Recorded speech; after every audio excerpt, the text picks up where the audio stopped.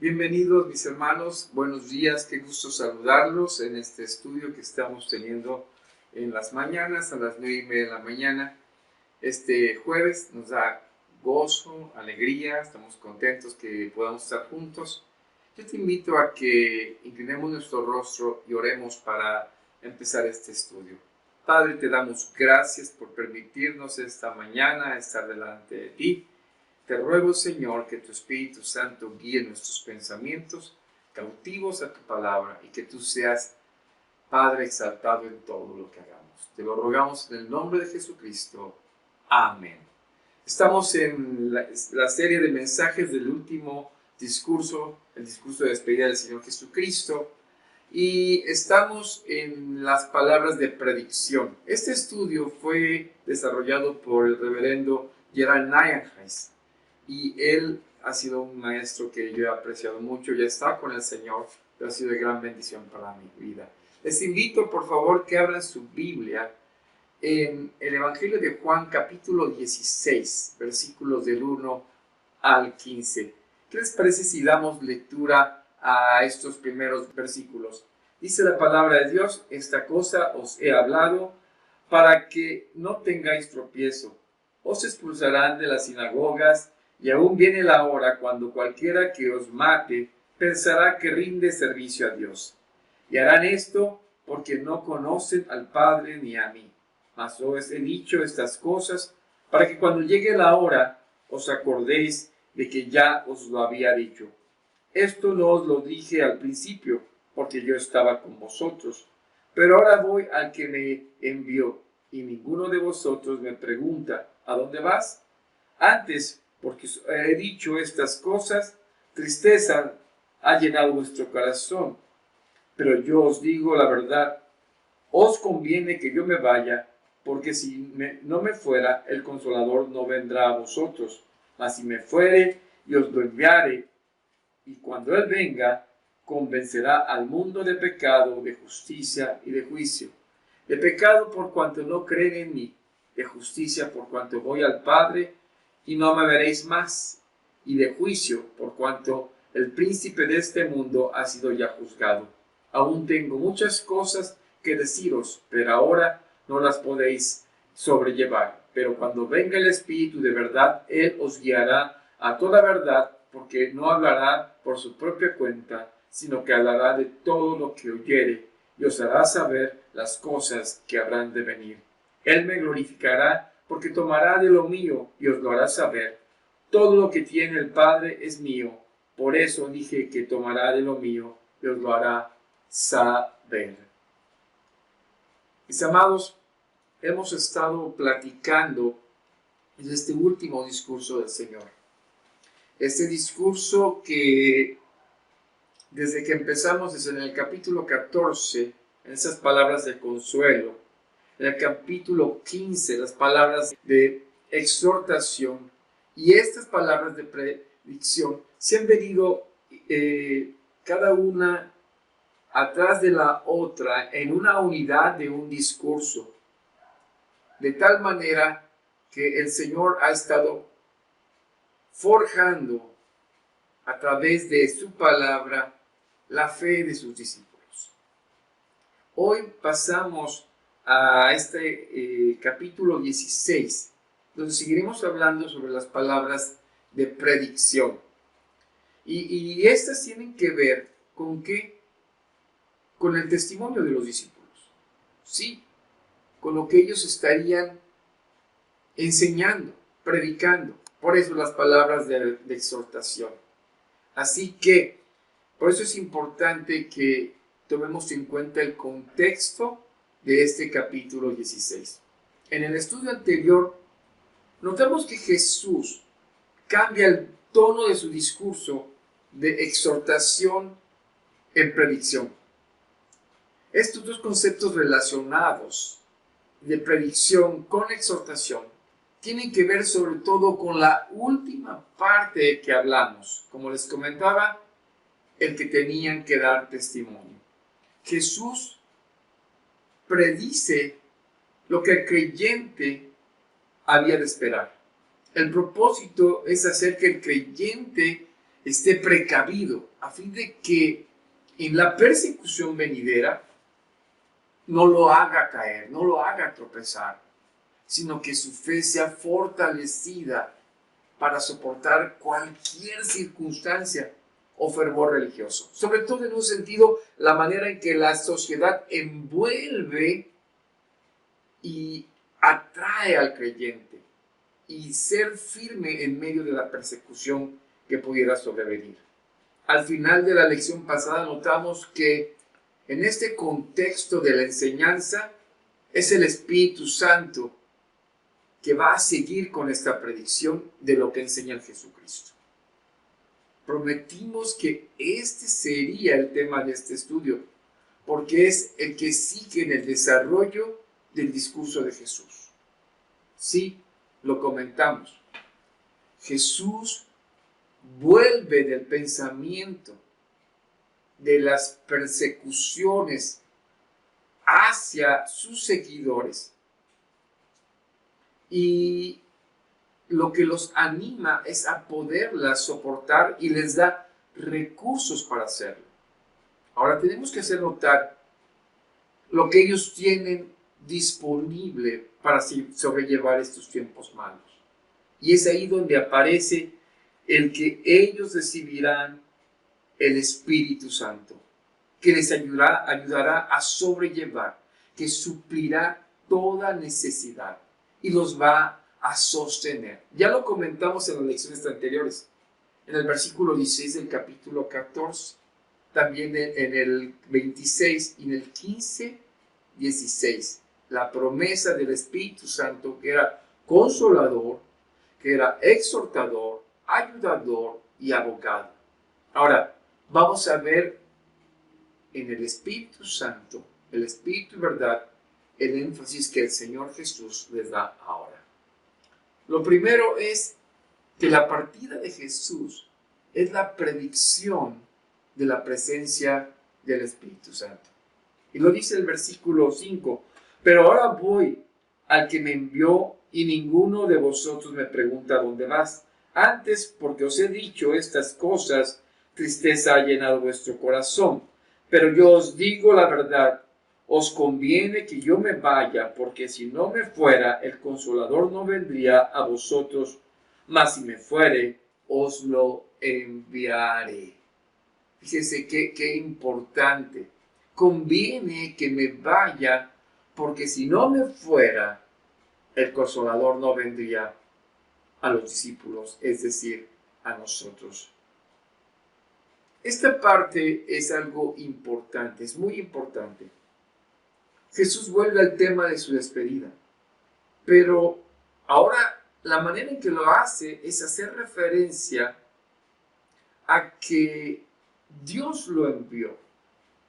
Notamos de nuevo la insistencia del evangelista, de Juan, de hacer referencia a la presencia de Dios Padre en la actividad y voluntad de Él para el Evangelio. Sí, en la obra de la salvación. Pero ahora hace la diferencia en vez de lo anterior. Dice, porque en la vez pasada preguntaron, ¿a dónde vas? No sabemos a dónde vas, pero ahora no preguntan. ¿Por qué? Porque ya todos tienen una idea hacia dónde va al Padre. Ahora, hay otra diferencia. Antes, cuando Jesús dijo que se iba, los discípulos se llenaron de tristeza. Pero ahora ya no. Ya saben que les conviene que Jesús se vaya. La enseñanza anterior acerca del Espíritu Santo los había consolado y les había quitado algunas de sus inquietudes. No entendían todavía bien las cosas, ni el pleno significado de lo que vendría, ni de la venida del Espíritu Santo. Pero sabían que la venida del Espíritu Santo implicaba una gran bendición para sus vidas. La venida del Espíritu Santo depende de algo muy importante, de la presencia de Jesús en la casa de su Padre Celestial. Si Jesús no está allá, el Espíritu Santo no podría venir. Si es cierto, el dolor de la partida se está cambiando. Ahora ya hay gozo porque el Señor va, porque los discípulos empiezan a entender más acerca del Espíritu Santo. Ya entienden de las bendiciones de su presencia y que también depende de la ausencia física de Jesucristo. Saber esto a lo mejor no era suficiente, pero les ayudaría a anhelar al Espíritu y también saber la ausencia del Señor Jesucristo. Ahora entendemos que la presencia del Espíritu Santo hay una precondición, la ausencia del Señor, que el Señor tenía que irse. 2. La obra del Espíritu Santo, el Consolador, y aparte es también el Espíritu de verdad. Y fíjense el versículo 8.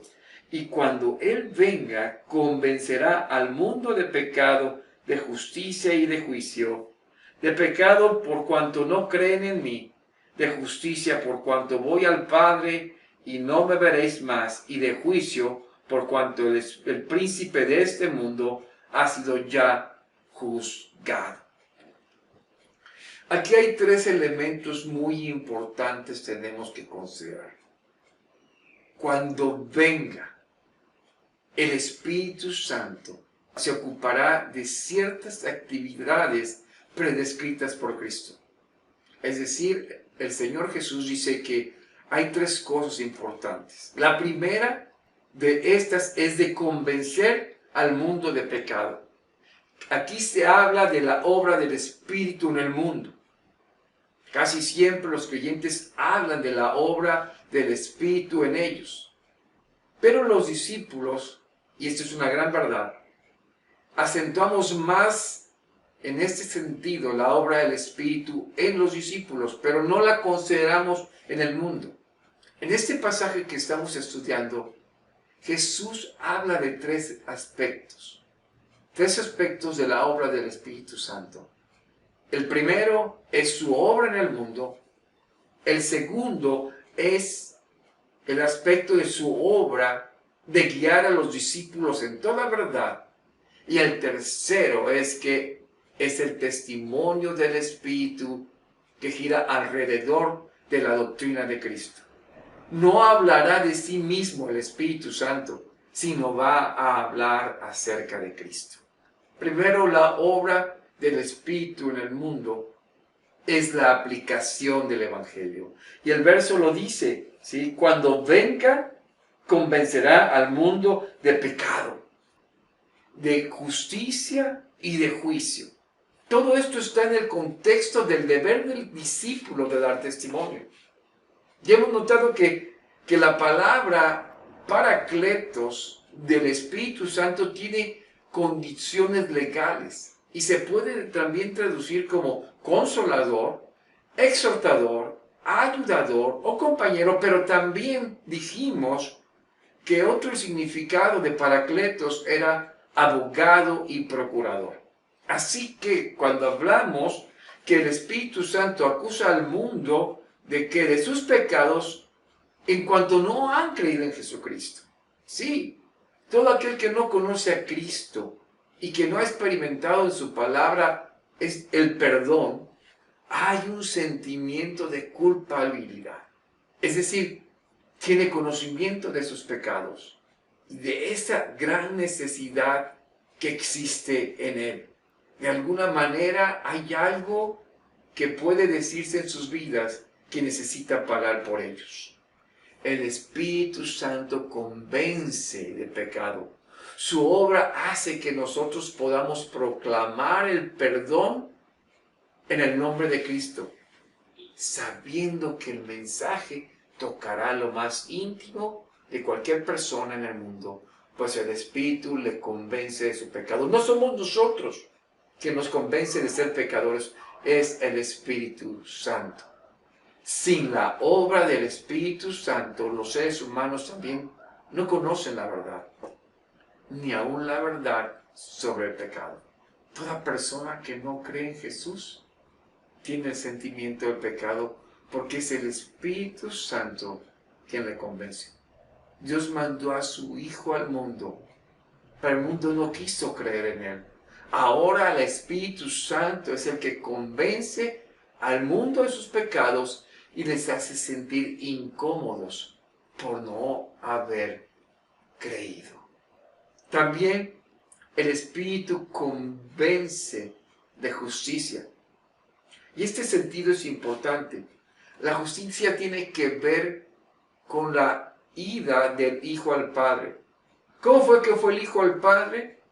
El hombre Jesús, quien Él es nuestra perfecta justicia, es aceptado por el Padre en lugar nuestro. Entonces, el Espíritu Santo convence a los seres humanos de que su justicia no es suficiente y dependen completamente de la justicia de Cristo. Y esto solamente lo puede hacer el Espíritu Santo, ¿sí? Solamente Él puede convencerlos de ello. No debemos olvidar el hecho de que cuando Jesús habla de ir al Padre, lo que tenemos que tener en nuestra mente es su crucifixión y su resurrección. Jesús no solo piensa en irse, sino en todo el proceso. Por eso dice, por cuanto voy al Padre, en relación con el hecho de que el Espíritu va a convencer al mundo de la necesidad de la justicia en Cristo Jesús. Podemos decirlo de otra manera. Es el Espíritu Santo que convencerá al mundo contra sus propias inclinaciones, de que Cristo tiene razón, que Él no tenía pecado y a pesar de esto fue crucificado. Todo el mundo, sí, quedará convencido de la inocencia de Jesús y del valor vicario, es decir, sustitutorio de su sacrificio por nosotros. Esta es la obra del Espíritu Santo convenciendo al mundo de justicia. Ahora, el tercer aspecto de la obra del Espíritu Santo es convencer al mundo de juicio. Sí, y de juicio, dice al final del versículo 8. Y esto, desde luego, está completamente relacionado con la convicción de pecado y de justicia. Los tres son, por sí decirlo, un solo hecho en tres aspectos. Un solo convencimiento. Si uno sabe de su pecado, está convencido de la necesidad de la justicia en Cristo. Y si esto hay una convicción, entonces tenemos que entender que hay una idea de juicio, porque hay una culpabilidad. No le queda paz al hombre. El enemigo que es Satanás está enjuiciado. Ya ha sido juzgado, Satanás ya ha sido juzgado, el príncipe de este mundo. Pero ahora el Espíritu Santo convence al mundo de esto y por lo tanto al convencer al mundo de esto entiende que va a haber un juicio. Satanás y todos sus seguidores han sido enjuiciados y de tal forma por su rebelión son condenados. El mundo entiende esto y por lo tanto sabe que el mero de este mundo, que ya fue juzgado, si ellos no creen, recibirán el mismo juicio. Pablo, el apóstol, en Romanos 2:1, amplía esta enseñanza. Todo ser humano lleva dentro el testimonio del juicio. El que juzga se condena porque muestra que lleva dentro el testimonio del juicio. Todo ser humano, aunque quisiera evitarlo, o evadirlo y hacer una variedad de maniobras para lograrlo, no puede quitar de su mente la idea de un juicio y de ser medido por alguna norma. Cada ser humano, en alguna manera, sabe que lo malo será condenado. Por eso tenemos sistemas de justicia. Pero esto está muy lejos de darle confianza. La idea de ser llevado a un juicio justo, lo llena de terror, a menos que tenga la seguridad de ser perdonado. Y esto solamente se puede dar en Cristo Jesús. Mis amados, en el mundo en que estamos, la gente sabe lo que es malo y que esto lleva a condenación, así como fue llevado el príncipe de este mundo a condenación. Así que toda la enseñanza del Espíritu Santo debe dar al creyente confianza para testificar, para hablar el Evangelio, la enseñanza de Cristo. ¿Por qué? Porque esa enseñanza llega al corazón necesitado que puede traerlos al arrepentimiento. El riesgo, sí, de ser expulsados de los círculos, de estar en peligro de estar muertos por la fe, pero aún en medio pueden caminar convencidos de que el Espíritu Santo, quien da testimonio y les apoya, es quien convence al mundo de pecado, de justicia y de juicio. Esta es la obra del Espíritu Santo, y esto implica también las doctrinas y mensajes que aprenderemos con el tiempo. Por eso el Señor les dice que en esos momentos no pueden entender, pero el Espíritu Santo después se los revelará. Dice, tengo muchas cosas todavía que decirles, pero ahora no las pueden sobrellevar. Estas cosas, el Espíritu Santo se las enseñará. Les ayudará a testificar. Les ayudará a hacer todo lo que necesitan como un discípulo de Cristo para hacer mayores cosas que estas.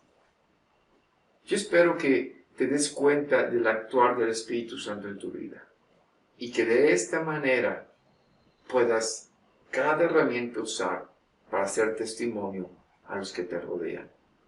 Es el Espíritu Santo quien convence, quien enseña y que testifica al mundo. ¿Qué les parece si inclinamos nuestro rostro? Vamos a orar. Padre, gracias, porque la labor como discípulos tuyos, Señor, es segura. El Espíritu Santo está con nosotros y Él es quien convence de pecado al mundo. Ayúdanos a hacer esa luz y testimonio a los demás. Gracias, Padre. Gracias por tu palabra en el nombre de Jesucristo. Amén. Dios les bendiga.